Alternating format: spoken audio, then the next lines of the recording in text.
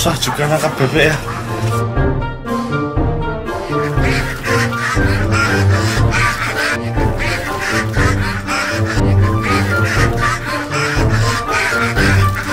Inilah kita.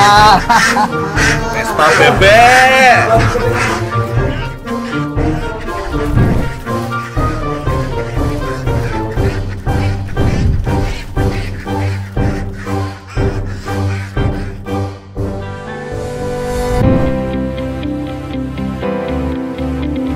Bebek, salah satu jenis unggas ini banyak ditemui di Padukuhan Nglengis, Kalurahan Banyurejo Tempel.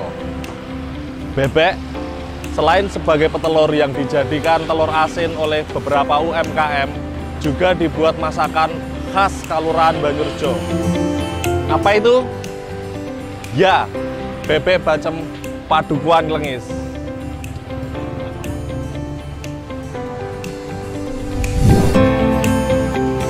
Di Banyurejo, pengrajin bebek bacem Nglengis tercatat ada 15.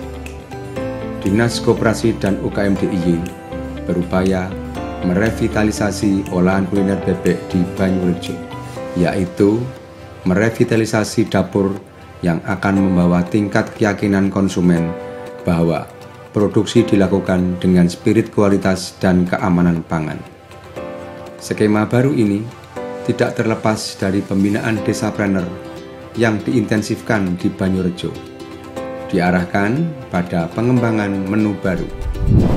Ini Mas Farhan, dapur kami yang sudah direvitalisasi dari Dinas Koperasi dan UKM DIY ya, melalui dana istimewa. Ya seperti ini dapurnya, semoga saja masakan kami nantinya itu jadi lebih higienis dan lebih sehat tentunya.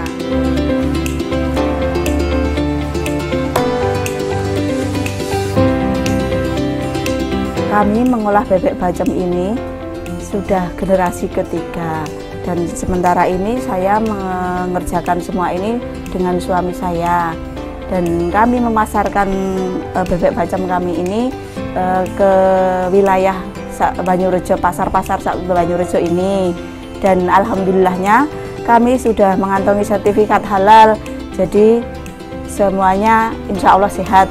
Jangan khawatir dengan masakan bebek bacem kami. Sayangnya di Banyurejo ini belum ada rumah makan khusus yang menyajikan masakan bebek bacem Nglengis dengan variannya. Bebek Nglengis yang sedang didaftarkan sebagai warisan budaya tak benda ke UNESCO justru banyak dijumpai di pasar-pasar sekitar Banyurejo.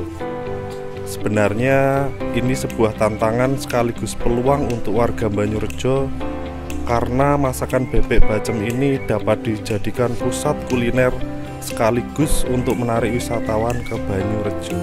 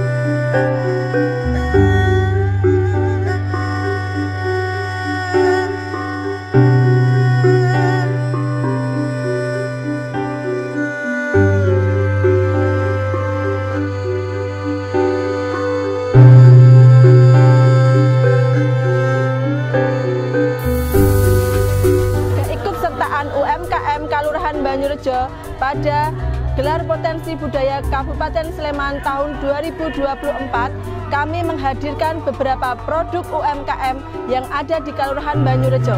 Salah satunya adalah bebek Nglengis.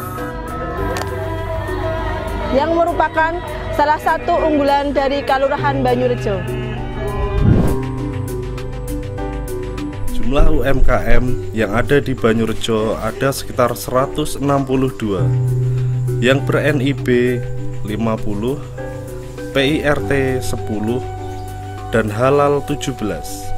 Sementara geliat UMKM Banyurejo dapat membuat produk makanan atau bidang kuliner memang masih dikerjakan di rumah.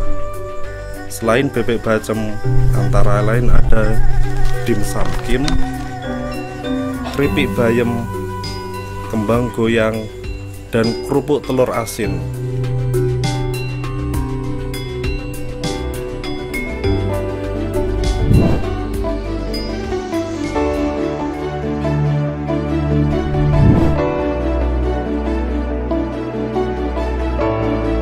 Kerupuk telur asin, bahan-bahannya dari telur asin. Ini putihnya sama kuning telur asinnya itu dipisah. Terus ini tepung tapioka, bumbunya ketumbar, bawang putih, sama kaldu. Kerupuk telur asinnya itu telur putihnya dipisah dan dikasih bumbu-bumbunya, baru kita blender. Setelah di blender, kuning telurnya juga sama bumbunya di blender. Setelah di blender, baru kita ulenin dengan tepung tapioka. Setelah selesai diulenin, dibikin roll seperti ini dan direbus. Setelah direbus, selesai kita tiriskan. Setelah tiris agak sudah dingin, baru dimasukkan ke dalam kulkas semalam. Setelah sudah keras, besoknya baru kita potong-potong dan kita jemur.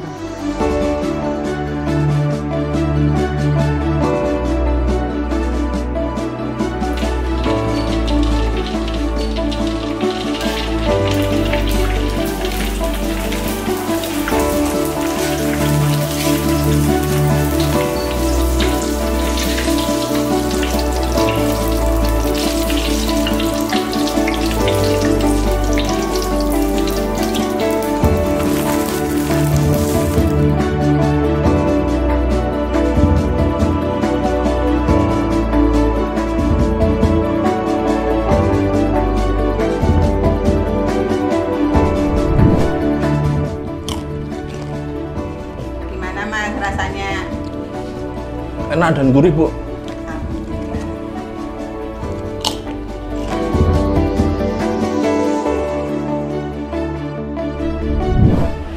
Kembang goyang. Kalau makanan kan biasanya lidahnya yang bergoyang. Kok kembang goyang?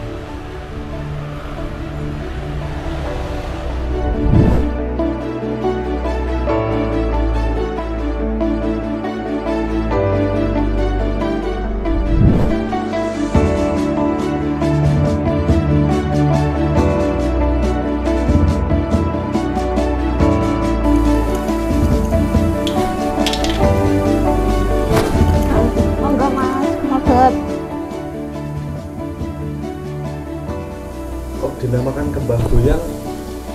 Kenapa ya, Bu ya? Oh, prosesnya penggorengannya kayak digoyang-goyang, Mas. Prosesnya digoyang-goyang. Iya. Terus bahan utamanya apa nih, Bu ini? Ini dari tepung terigu sama tepung tapioka, ditambah gula. Rasanya itu manis sama gurih. Tambah garam sedikit. Untuk usaha seperti ini, apakah sudah ada izinnya ya, Bu? Oh iya, udah ada NIB-nya. NIB untuk PIRT dan halalnya, Bu? PIRT sama halalnya baru diproses, Mas. Ya. Untuk pembuatan makanan seperti ini, apakah Ibu juga ikut pelatihan-pelatihan seperti itu, Bu? Oh iya, pelatihan dari Dinas Koperasi, Mas.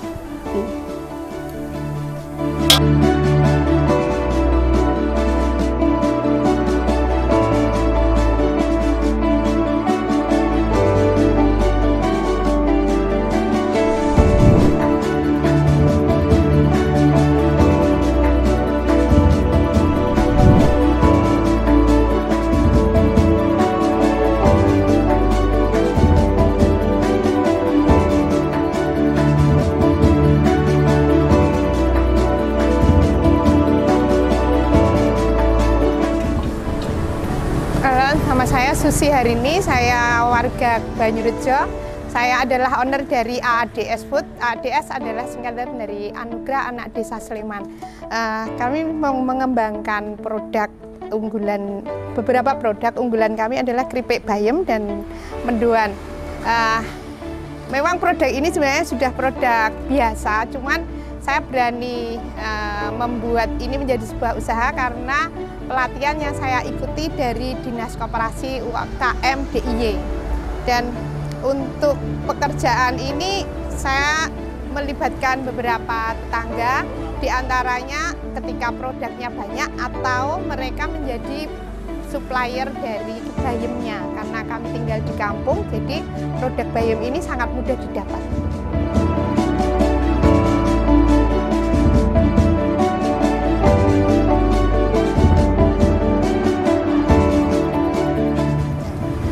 Punya beberapa varian rasa untuk keripik bayam dan best sellernya adalah keripik bayam paru. Karena keripik bayam paru ini campurannya adalah paru sapi sebagai bumbunya. Jadi rasa gurihnya itu selain dari bumbu rempah juga dari paru sapi.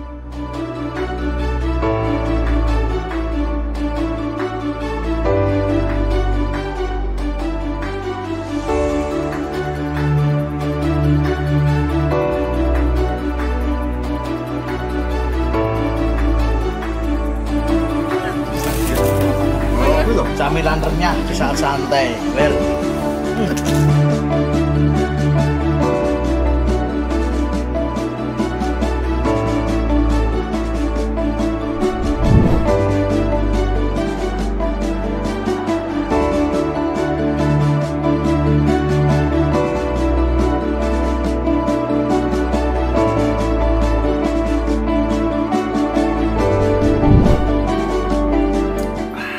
Sekali Bu minumannya.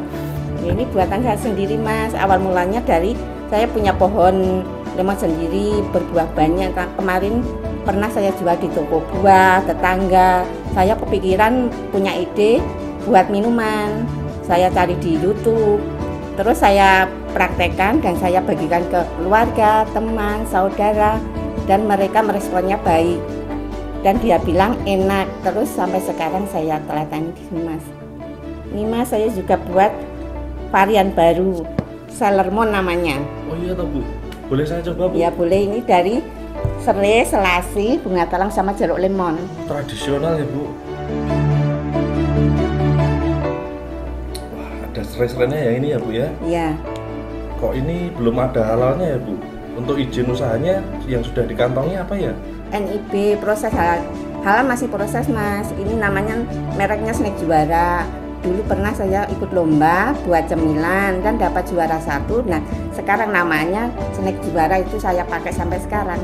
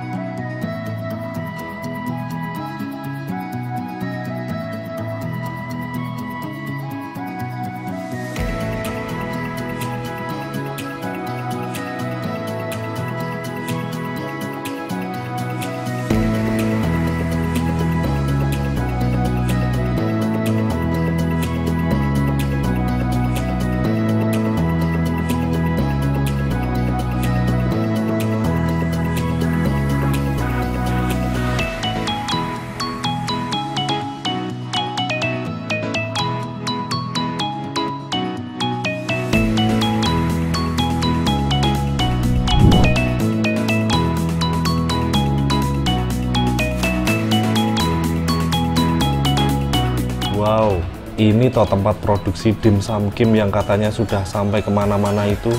Oke deh, aku penasaran mau ketemu yang punya usaha.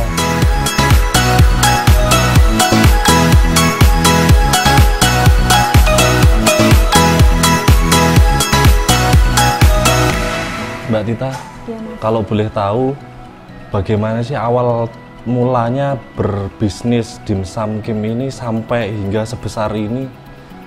Dulu awalnya tuh saya kan masih masa pacaran sama suami saya. Nah kan untuk mengisi kegiatan tuh ngapain ya, biasanya kan kita jajan, terus wah waktu 2019 itu ada yang lagi booming itu dimsum, coba kita bikin aja. Terus saya sama suami saya itu dulu waktu pacaran bikin, akhirnya terus coba deh kok enak ini dijual, terus dijual di daerah saya kan itu ternyata kok banyak yang minat, terus laris laku, banyak yang mau reseller, mau beli dijual lagi. Terus pas 2020 itu kan pandemi, nah kita kan yang di tepi jalan jualan itu kan tutup, terus kita merambah coba deh online, terus ternyata online itu malah lebih cepat untuk mendapat customernya. Terus akhirnya kita fokus online, terus produksi di rumah. 2020 itu kita nikah, terus habis nikah itu kita punya karyawan 1 2020, terus 2021, 2022 kita nambah karyawan sampai sekarang 2024 itu ada sekitar 12 karyawan. Untuk produksinya itu sekarang bisa sampai 6.000 dimsum per hari. Kalau dulu itu per harinya cuma 100, kalau sekarang udah sampai 6.000 dimsum per harinya. Ada beberapa varian itu sekitar ada 5, ada gyoza, ada lumpia, ada dimsum nori, dimsum udang, dan dimsum ayam original. Terus untuk pembelinya itu kita banyak yang online, kita ada mitra, terus ada yang toko frozen food juga ngambil kita, ada yang dijual di tepi jalan lagi street food gitu juga banyak yang ngambil kita, event-event atau di mall gitu juga ngambil. Kita juga bisa ngirim ke luar kota, Purwokerto, Solo, Semarang, pokoknya Pulau Jawa sampai luar Jawa pun bisa. Pengiriman keluar kota itu biasanya ada yang ngambil sini atau pakai parcel atau kargo. Ngono loh Mas ceritanya dari awal. Loh Mas, diceritani malah turun. Maaf Mbak.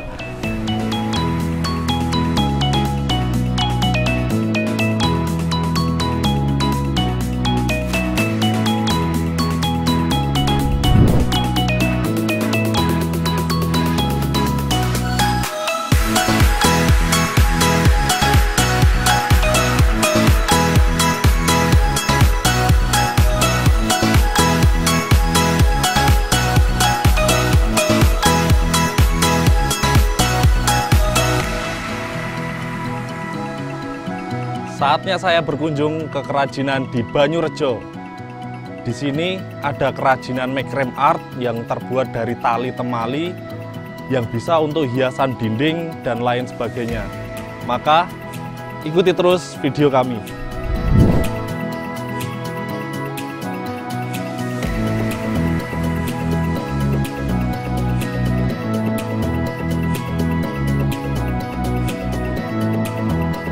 Apa sih Mbak makrame art itu? Makrame art itu kerajinan simpul tali Mas. Jadi dari berbagai simpul nanti kita rangkai sedemikian rupa menjadi hiasan seperti ini. Contohnya banyak banget, ada plain hanger, ada line cover, terus pajangan dinding. Nanti bisa berbagai jenis cara, kayak diwarnain atau perpaduan warna. Untuk bahan bakunya sendiri Mbak terbuat dari apa saja ini Mbak? Kalau saya ini menggunakan bahan baku tali buatan yang bahan dasarnya itu dari katun. Oh, untuk pemasarannya sendiri Mbak? Sebenarnya ini tuh hobi saya, karena saya sangat suka merangkai tali. Jadi awal mulanya dari mulut ke mulut, dari saya bikin story di WA, bikin story di Instagram, terus akhirnya teman dan saudara ikut menyebarkan informasinya. Untuk packagingnya ada yang bentuknya kecil seperti ini ya Mbak ya, sudah rapi sekali seperti ini ya.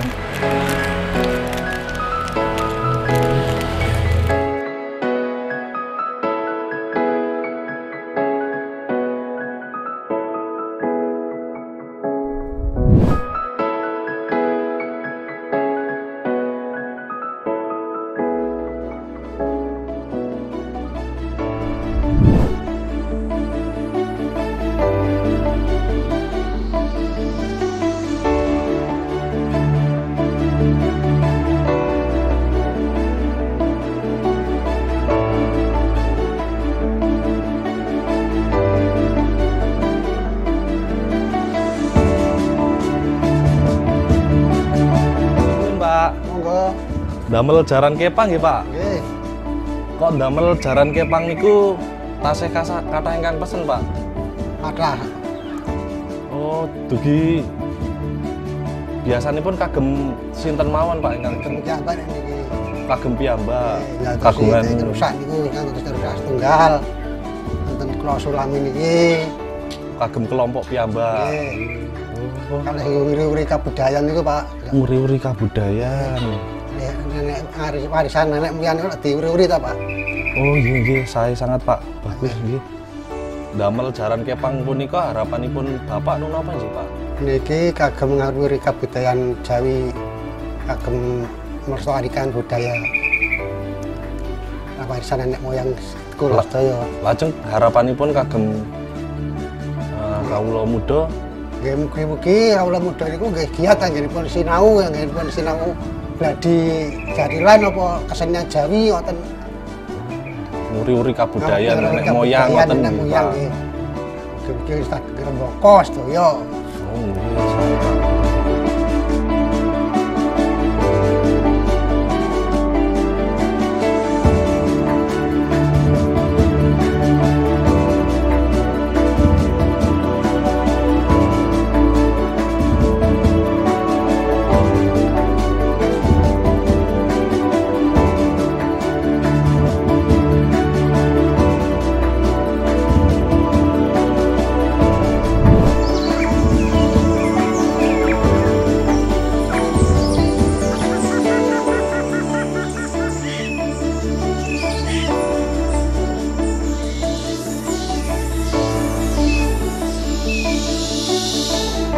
Bu Renteng, ini merupakan salah satu bangunan bersejarah yang ikonik di Kalurahan Banyurejo.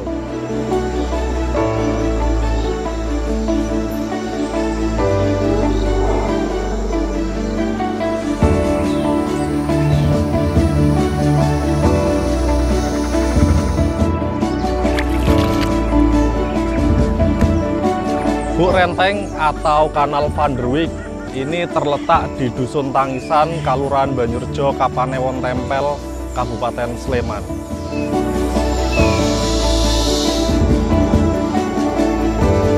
Festival Van der Wijk biasa diselenggarakan 1 tahun sekali di area selokan Van der Wijk ini.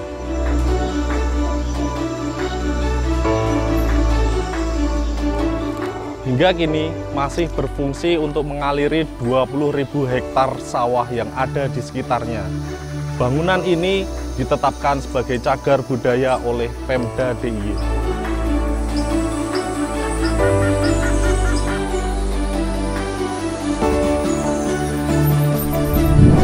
Selain Bu Renteng, di sini juga terdapat wisata Watu Jagal dan Goa Kasembadan.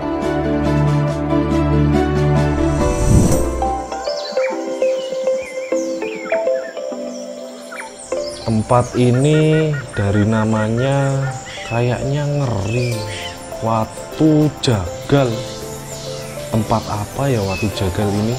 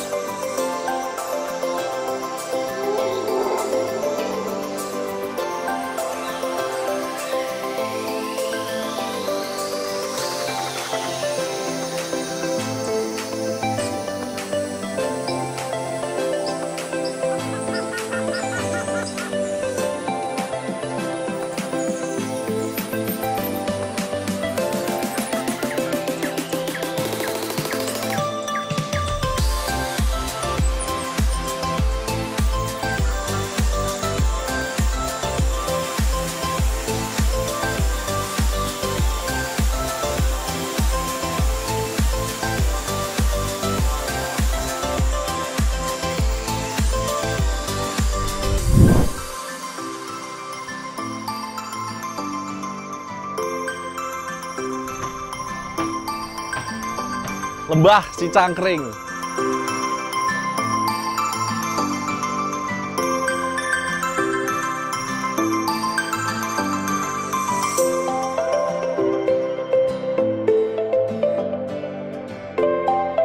Seperti namanya, lokasi ini berada di lembah Sungai Krasak yang berbatasan langsung dengan Kabupaten Magelang. Konsepnya adalah menjual makanan tradisional khas tempo dulu. Di sini selalu ramai pengunjung. Pak, nasi bebeknya setunggal ya, Pak?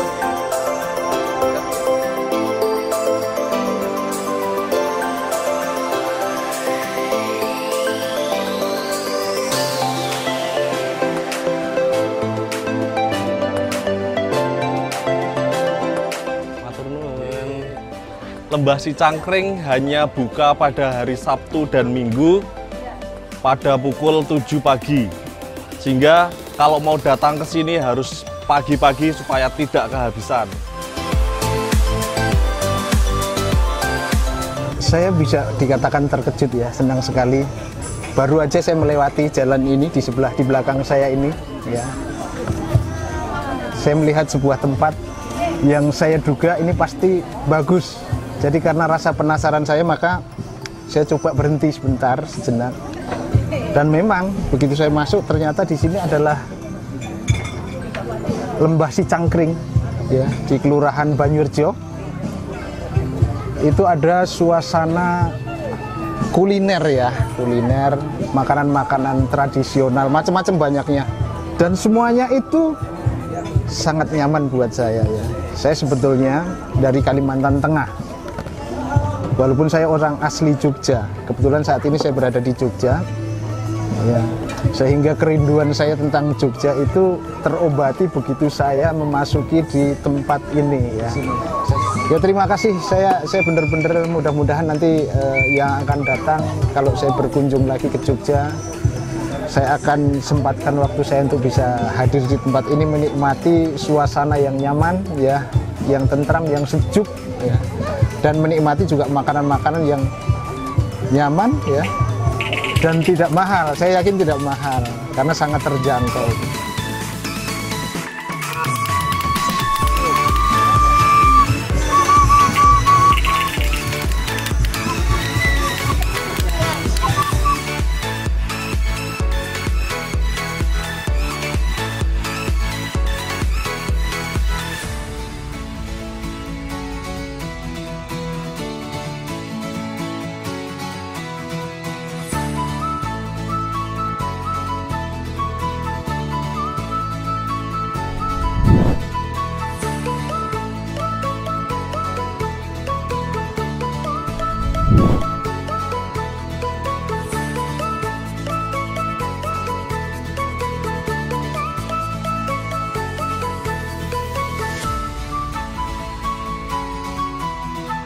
Banyurejo pada masa yang akan datang akan menjadi kawasan yang strategis karena dilewati jalur jalan tol.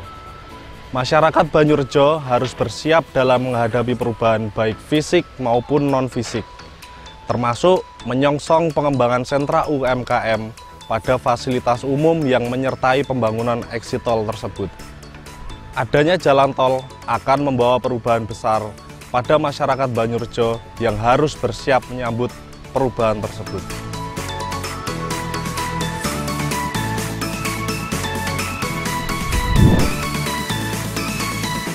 Santap makanan khas Bebek Bacem Ngelengis.